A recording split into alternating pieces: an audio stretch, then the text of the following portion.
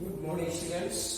हमने पिछली कक्षा में आपको अभी पिछले जो हमने लेक्चर दिया था यानी कल, उसमें मैंने आपको सारणी के जो वो थे हमने आपको बताया एक्सरसाइज 5.3 सॉल्व करवाया। आज हमारा इसी क्रम में बढ़ते हुए सारणी के अधीनस्थ ही अब आता है युगपत समीकरण को हल करना। क्या आता है? युगपत समीकरण को हल करना। तो युगपत समीकरण कैसे हल करेंगे? युगपत रैखिक युगपत समीकरण, रैखिक युगपत समीकरण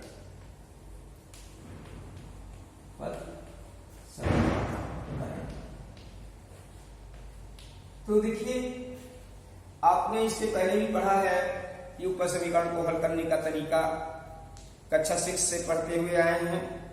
लेकिन यहाँ और शायद आपको परिभाषा भी इसकी मालूम होगी, लेकिन यहाँ पुनः हम आपको बता देना चाह रहे हैं युगपत समीकरण कहते किसको है, युगपत समीकरण क्या होता है। युगपत समीकरण, ठीक, युगपत समीकरण किसे कहते हैं इसके बारे में थोड़ा सा हम यहाँ देखेंगे। वह समीकरण समूह जिसमें दो या दो से अधिक, वह समीकरण समूह, वह समीकरण समूह जिसमें दो या दो से अधिक, दो या दो से अधिक है। यानी कहने का तात्पर्य है कि वह समीकरण जिसमें दो या दो से अधिक अज्ञात चर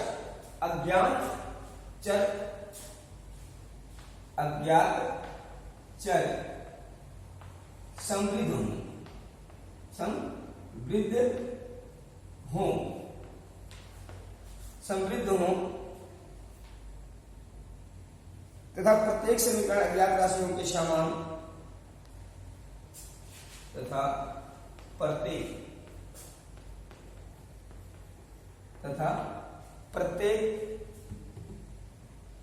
समीकरण अज्ञात राशियों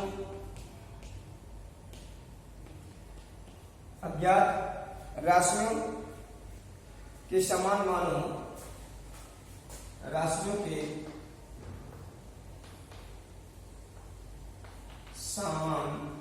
मानों से संतुष्ट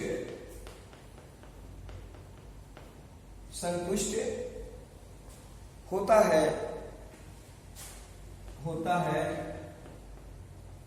युगपत समीकरण कहलाता है। ठीक, यानी कहने का तात्पर्य है कि वह समीकरण समूह जिसमें दो या दो से अधिक अज्ञात या समृद्ध चर समृद्ध रहते हैं तथा प्रत्येक समीकरण अज्ञात राशियों के समान मानों से संतुष्ट करता है या होता है तो युगपत समीकरण कहलाता है। जैसे यहाँ इसे मान लीजिए आप लिख रहे हैं कि फर्ज कीजिए, अभी तक आपने जो युगपत समीकरण के बारे में पढ़ा था, दो का पढ़ा है। यहाँ हम दो या दो से अधिक का पढ़ेंगे। जैसे मान लीजिए दो के हैं 4x + 5y या y = 10 मान लीजिए, ठीक, या आप मान लीजिए कि 8x + 3y = 26। तो इसका जब हल करेंगे तो ऐसे समीकरणों को हल करने के लिए आप कक्षा 6 से लेकर के और कक्षा 8 तक या 10 तक आपने देखा है कि इसको हल करने के लिए, इसके हल करने के तरीके 3 आपको बताए गए थे, विलोपन विधि, प्रतिस्थापन विधि और बीजगणित विधि यानी क्रॉस मल्टीप्लिकेशन बताया गया था हाई स्कूल में। परंतु अगर यही चीज यहां हम क्या करें कि जैसे ये कर दें x + y + z वगैरह 10 यानी 10 x - y प्लस इक्वल जो भी आपको यहाँ दोबारा दे दिया है, एग्जाम्पल है। अब यहाँ से कहा गया 2x - 3y + 3y - z = something. तो ऐसे राशियों को हल करने के लिए देखिए इसमें अज्ञात राशियां क्या है, एक चर हैं, 1 2 और 3, ठीक, तो ऐसे दो या दो से अधिक चरों के बारे में युगपत समीकरण। अब इसका हल करने का तरीका जो है, अब देखिए बेटा इसको अब यहां से ज्यादा समय ना लेते हुए हम क्या करेंगे, आपको बताएंगे कि कैसे इसको हल करेंगे, यानी युगपत समीकरण, रैखिक युगपत समीकरण निकाय का हल, निकाय का हल। तो इस हल निकालना जो है, इसमें दो विधियां आपको बताई जाएंगी। एक तो आपको बताया जाएगा कैनर विधि, कैनर विधि। दूसरा आपको बताया जाएगा आव्यूह विधि द्वारा। क्या है? आव्यूह विधि द्वारा, विधि द्वारा। तो यहां दोनों हम यही सीखेंगे, ठीक है ना।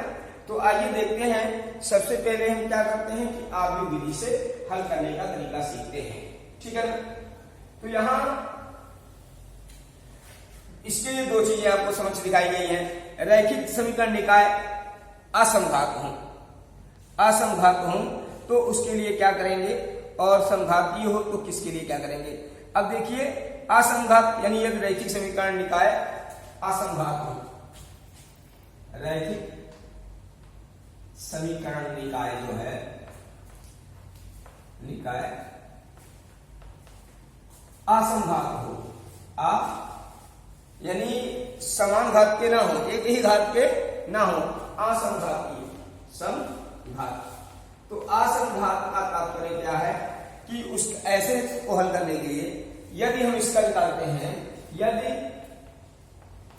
Mod A not equal 0, mod A not equal 0, तो रैखिक समीकरण के निकाय संगत है। तो रैखिक, आप रैखिक समीकरण के निकाय क्या है, संगत है।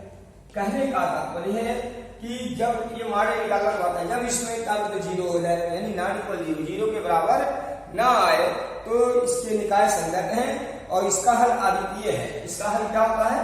अद्वितीय हल होगा, अद्वितीय हल है, ठीक है ना।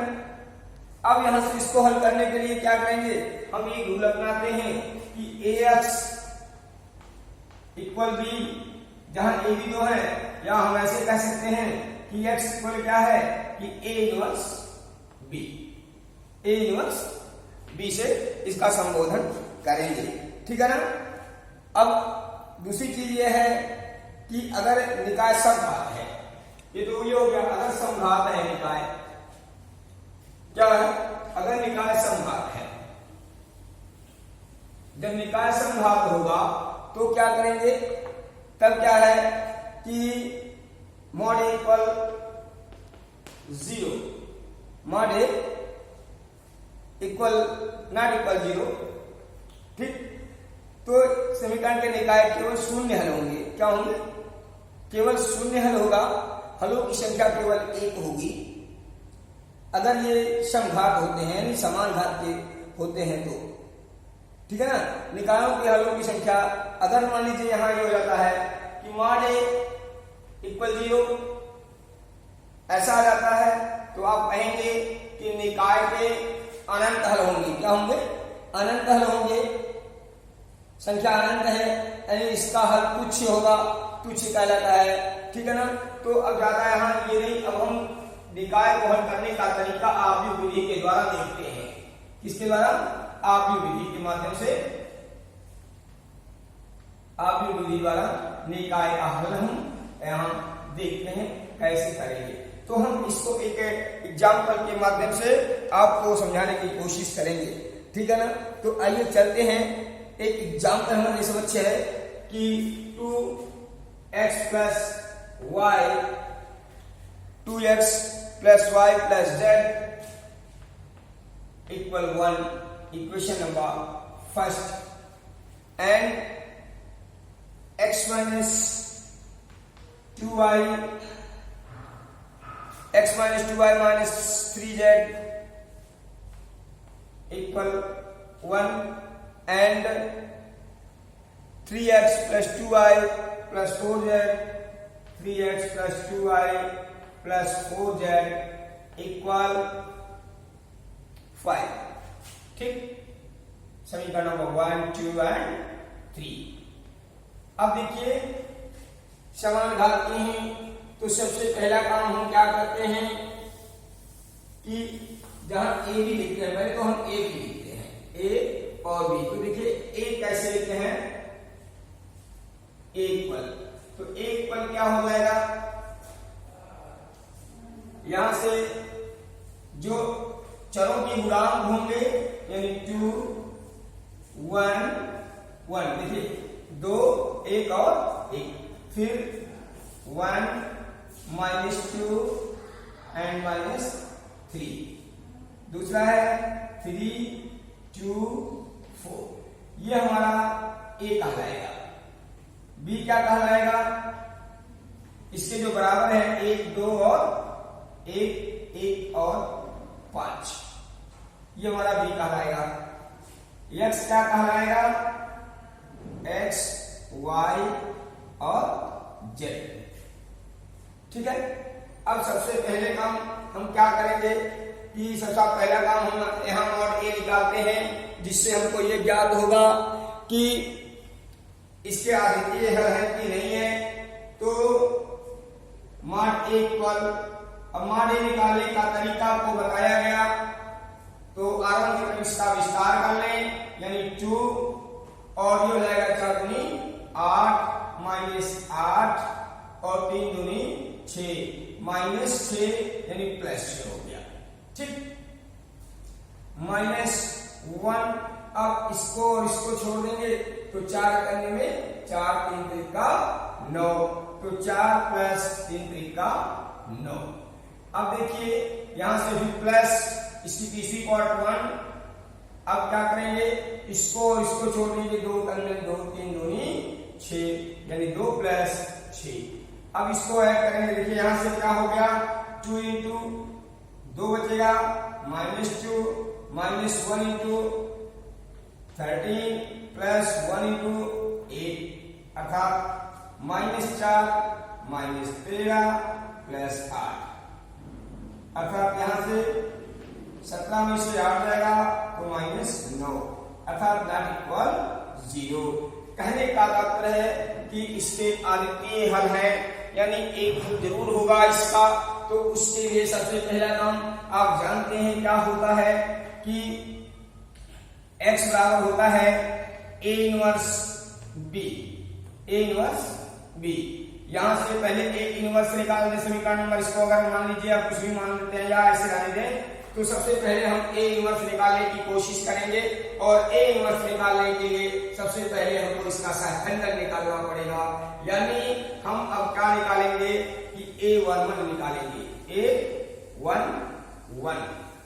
तो A11 निकालने के लिए क्या होता है कि -1 और 1 + 1 गुणे इसका क्या है कि M11 यानी उपसाड़ी, तो 4 दूनी 8 -8 और 3 दूनी 6 + 6। अब देखिए ये हमारा क्या हो जाएगा कि यहां से -2 बचेगा और ये प्लस हो जाएगा, यानी क्या हो जाएगा -2। इसी प्रकार A12 निकालेंगे तो -1 1 + 2, और यहां से ये और ये लाइन 1 4 करने में 4 और 3 त्रिका 9। ठीक है, तो ये हमारा हो जाएगा -9 4 13। फिर यहां से A12 निकालेंगे, A13 अर्थात -1 1 + 3, और यहां इसका ये निकाल रहे हैं तो 2 करने में 3 दूनी 6 यानी 2 + 6, अर्थात ये हमारा हो जाएगा 6 2 8 और ये प्लस इंटीजर यानी 8 हो गया। ठीक है ना। इसी क्रम में हम फिर क्या निकालेंगे, A21 निकालेंगे तो -1 2 + 1। ओके, अब 2 + 1 का मतलब क्या हो गया कि इसको निकाल रहे हैं तो ये लाइन और ये लाइन छूट जाएगा, यानी 4 करने में 4 और 2 करने में 2, यानी 4 - 2 और ये बराबर हमारा हो जाएगा -2, क्योंकि ये माइनस इंटीजर देगा। अब यहां से हम इसका निकालेंगे तो 2 निकालेंगे, तो अर्थात -1 2 + 2, और जब इसका निकालेंगे तो ये लाइन और ये लाइन है 4 दूनी 8, 3 निकलने 3, यानी 8 - 3 बराबर ये हमारा हो जाएगा 5। ठीक है, 8 2 3 निकालेंगे तो -1 और 2 + 3। अब देखिए क्या है, इसको निकालेंगे ये लाइन और ये लाइन छूट जाएगी, 2 दूनी 4 और 3 निकलने में 3, यानी 4 - 3 अर्थात ये कितना हो जाएगा 1, और यहां से -1 अर्थात -1। 831 निकालेंगे, 831 निकालने के लिए इसको हम, तो ये लाइन और ये लाइन छूट जाएगा, 3 निकलने में -3 और +2, -3 + 2। अब यहां से -1 पे 3 + 1 कर देगा, तो ये हमारा हो जाएगा कि प्लस हो जाएगा और यहां से -1 हो जाएगा। ठीक, अभी फिर से ध्यान दे लीजिए, देखिए कि अगर हम इसको निकालते हैं तो ये लाइन और ये लाइन, यानी 3 करने 3 और 2 करने में 2, ये प्लस हो जाएगा तो -1 बचेगा। अब देखिए इसका निकालेंगे, A32 का निकालेंगे तो -1 और 3 + 2, देन इसका ये लाइन और ये लाइन छूट गया, यानी -3 दूनी 6 और करने में 1, -6 और -1 अर्थात ये माइनस और ये भी माइनस, यानी कुल मिला के प्लस हो जाएगा। अब A33 निकालेगा तो -1 3 + 3 हो जाएगा, और दूसरी चीज क्या, जब इसको निकालेगा तो ये छूटेगा, यानी 2 दूनी 4 और 1 करने में 1, -2 -1 अर्थात -5। ठीक, अब हम निकालेंगे एडजॉइंट ए। क्या निकालेंगे? एडजॉइंट ए निकालेंगे। तो यहां से देखिए मॉड ए का एडजॉइंट ए निकालना है, तो अगर हम थोड़ा सा इसको डिलीट अरेंज करेंगे तो एडजॉइंट ए निकालना है। क्या निकालना है? Adjoint A, ADJ। Adjoint A का मतलब क्या होता है? मान ए का मान आया था मेरा -9, इसको लिखते रहेंगे, ठीक है ना। अब देखिए इसको ऐसे क्या है, -2 -13 8, यहां हम परिवर्तन ना करके डायरेक्ट लिखते हैं, ठीक है ना, क्योंकि अब हमने सीख लिया है। तो -2 5 और -1, फिर क्या है -1 7 एंड -5। ठीक, अब हम निकालते हैं A इनवर्स निकालेंगे, तो A इनवर्स इक्वल क्या हो जाता है कि 1/, मान ए लिख दे रहे सूत्र, और एडजॉइंट ए। ठीक, तो यहां से ये हो गया हमारा, अर्थात यहां से क्या हो जाएगा कि 1/, -9 और यहां से -2 -13 8 -2 5 -1 -1 7 -5। ठीक है, अब इसको हम सब रेंज कर दे रहे हैं। अब यहां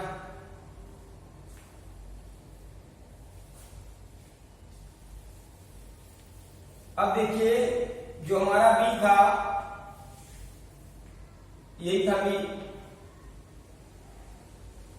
बराबर ये दिया गया था। क्योंकि आप जानते हैं वी नो दैट कि x इक्वल क्या होता है, A इनवर्स इंटू बी। अब यहां से देखिए A इनवर्स का मान आ गया -1/9 -2 -1 -13 5 और 7 8 -1 और -5। फिर यहां से क्या आ गया 1 और 5, ठीक है ना। अब यहां से देखिए क्या होगा, संभव है, तो यहां 3 कॉलम है और यहां 3 पंक्तियां हैं, अर्थात मल्टीप्लिकेशन इसका संभव है। तो मल्टीप्लिकेशन जब संभव है तो कर लेंगे, अर्थात x बराबर क्या हो जाएगा, अब देखिए x की वैल्यू ही लिख लीजिए x y z। ठीक, बराबर यहां से मल्टीप्लिकेशन करेंगे तो 1 यहाँ तो पहले 1/-9 लिख लेते हैं, फिर इसको करेंगे तो 1 2 2, 1 2 -2, 5 करने 5 -5, ठीक है। यहां से -13, फिर +5 प्लस 5 35, यहां से 1 8 -1 और 5 बचे 25 -25, अर्थात 1/-9, 1/-9। अब देखिए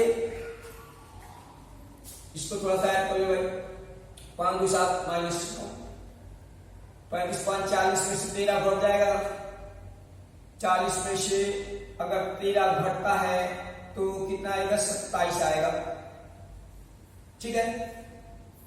उसके बाद यहां से देखिए 26 में से और जाएगा 8 8 16, 16 8 18 24, ये हो जाएगा -18, ठीक है ना। यहां से क्या करेगा, इसका गुणा कर देगा ना, तो यहां से हो जाएगा 1, यहां से -3 और यहां से माइनस यानी +2 हो जाएगा। ये कटने के बाद ये आ जाएगा x y और z।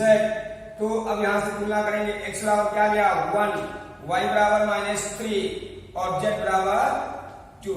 अगर आप इसको रखेंगे समीकरण में अपने, तो आपका ये आंसर एग्जैक्टली सही जाएगा, वो उसको संतुष्टि करेगा मान को, ठीक है ना। तो ये आपका है युगपत समीकरण द्वारा यानी आवर्त विधि द्वारा निकाय का हल करना। अब आपको हम दिखाते हैं कैमर विधि द्वारा निकाय को हल करने का तरीका, ठीक है। तो आइए हम दूसरा टॉपिक छेड़ते हैं, कैमर विधि द्वारा आवर्त का हल निकाय का हल करना। तो कैमर विधि द्वारा निकाय को हल कैसे करेंगे, कैमर विधि द्वारा, ठीक है। तो कैमर विधि द्वारा निकाय को हल करने का तरीका, तो यहां से देखिएगा कि जैसे निकाय दिया गया 5x - 7y, 5x - 7y और +11 समीकरण number first, and second terms of 6x - 8y, 6x - 8y minus z equal 15, second terms and third term of equation 3x + 2y minus 6, 3x + 2y minus 6z equal 7, ठीक। ये हमारा equation number third हो गया। हमने आपको पहले भी बताया था युगपत समीकरण को यहाँ 2 या 2 से अधिक समीकरणों के बारे में यहाँ चर्चा हम करेंगे। अब देखिए कैमर विधि में क्या होता है कि सबसे पहले इसमें चरों को कोई भी बैलेंस नहीं रखते हैं।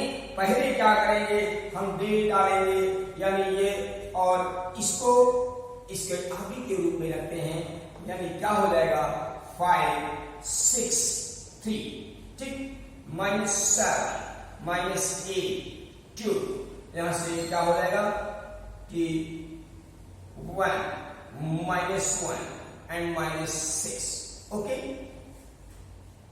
अब देखिए यहां मॉड डेल्टा का मान निकालेंगे। सबसे पहले क्या करेंगे, मॉड डेल्टा निकालेंगे, मॉड डेल्टा निकालेंगे। तो ये इसका बैलेंस पहले निकालेंगे। तो बैलेंस निकालने के लिए क्या है कि डेल्टा का मान यानी मॉड डेल्टा इक्वल क्या हो जाएगा, या डेल्टा का मान सिर्फ यहां पर डेल्टा ही रख दीजिए तभी कोई बात नहीं है।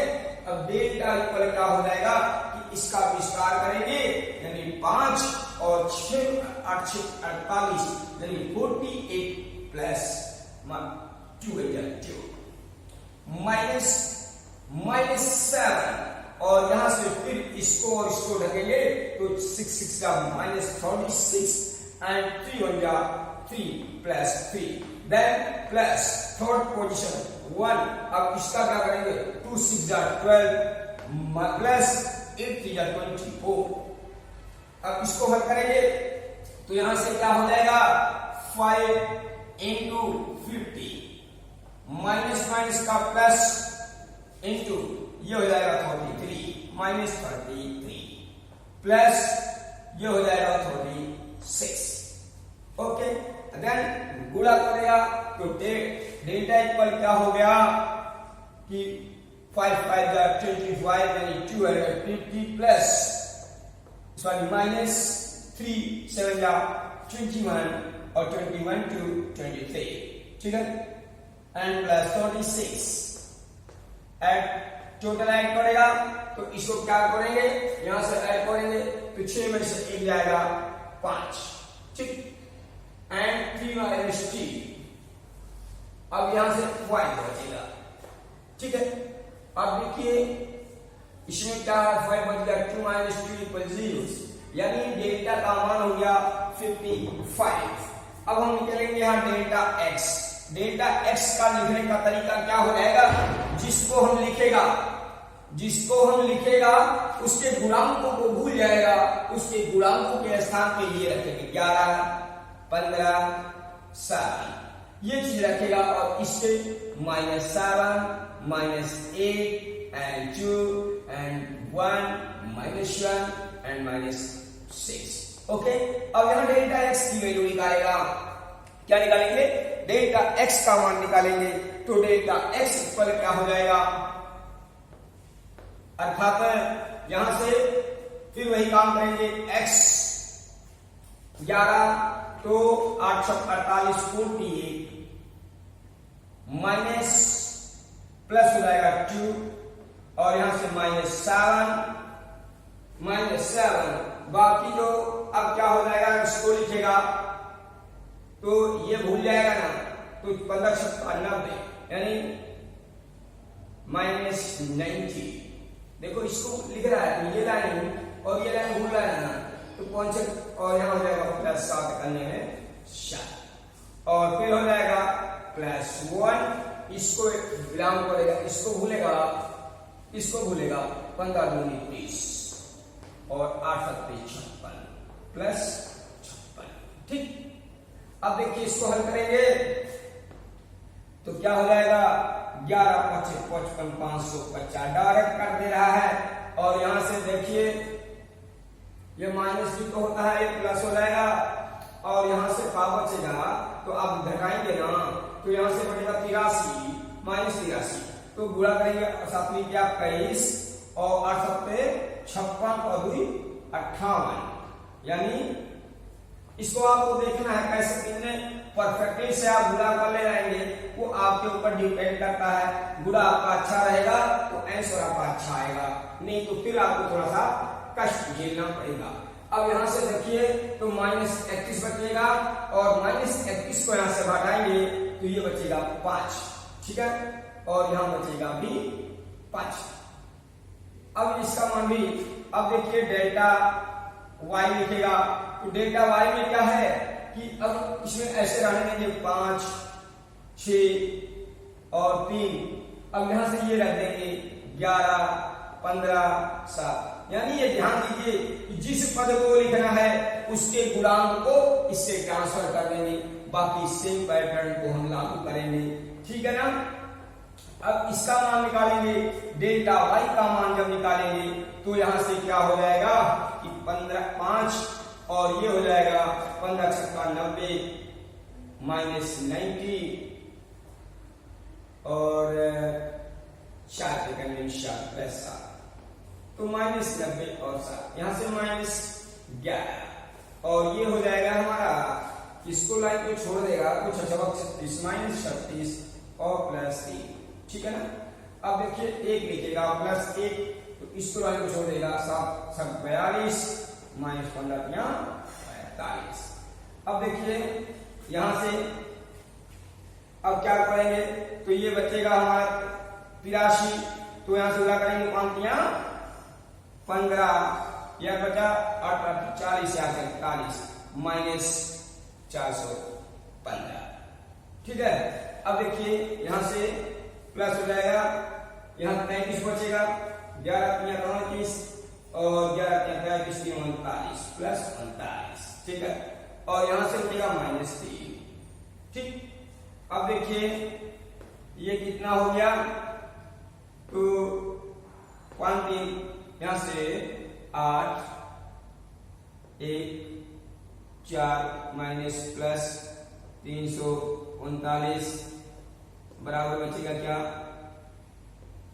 यहाँ 5 बचेगा, या अल्लाह। अब 11 में से 9 जाएगा, 11 में से 9 जाएगा तो 9 2 11, 9 2 11 माइनस 25, ठीक, ये हो गया। अब इसी क्रम में हम चलते हैं जेड का मान, जेड का मान डेल्टा जेड लेते हैं। डेल्टा जेड बराबर क्या हो जाएगा कि 6 5 6 5 6 3 और क्या है 5 6 3 -7 -2 -7 -8 2 और यहां हो जाएगा 11 15 एंड 7। फिर वही काम करेंगे, डेल्टा डेल्टा का मान तो आपने निकाला, आप यहां लिख दे रहे हैं, निकालना पड़ेगा हमको। तो कितना आया था, डेल्टा का मान कितना आया था, अच्छा लिखा हुआ, कोई बात नहीं। अब देखिए यहां डेल्टा जेड का मान क्या हो जाएगा, विस्तार कर लेंगे रियल, फिर जब विस्तार करेंगे तो 5 और यहां से क्या हो जाएगा 8 7 56 -56 और -15 दूनी 23 माइनस प्लस 7 हो जाएगा। और यहां से क्या हो जाएगा कि 7 42 और -15 यहाँ 45 और प्लस 11 हो जाएगा यहां से, तो 6 दूनी 12 और 8 24, 12 प्लस 24, ठीक है। अब देखिए यहां से 5 गुणे माइनस जोड़ेंगे तो 86 हो जाएगा, -86 प्लस 7 इंटू -3 प्लस 11 इंटू ये हमारा हो जाएगा 36। अब यहां से 530 और 8 5 40 3 43 -430, यहां से प्लस -21 और यहां से प्लस 11 66 और फिर 39, ठीक।